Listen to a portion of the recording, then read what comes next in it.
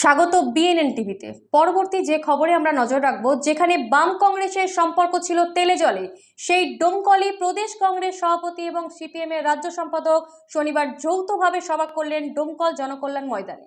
যে সভায় উভয় দলের একেবারে নিচুতলার কর্মীদের ভিড় ছিল চোখে পড়ার মতন, যা দেখে খুব স্বাভাবিকভাবেই খুশি উভয় দলের নেতৃত্ব।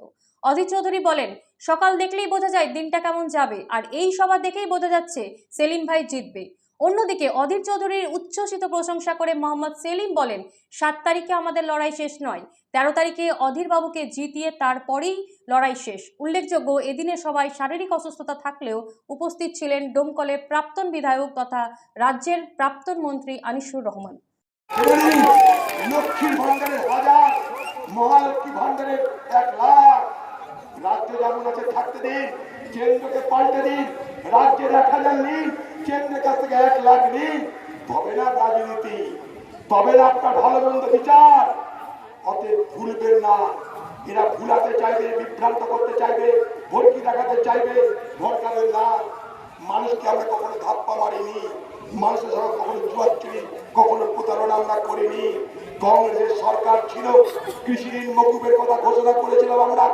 কংগ্রেস বামের যে সরকার, ইউপিএ সরকার 72,000 কোটি টাকা ঋণ মকুব করেছিল, মনে করে দেখুন। তাই আমরা যা বলি তাই করি। লক্ষ্মীর ভান্ডার নিয়ে খাওয়াবার কোনো কারণ নাই। তৃণমূলের একটাই কথা, লক্ষ্মীর ভান্ডার।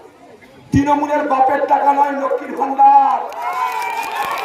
তাহলে বাপের টাকা নয় রে তৃণমূল, তোদের বাপের টাকা নয় লক্ষ্মীর ভান্ডার। আমার আপনার মেরে খাচ্ছে ওরা।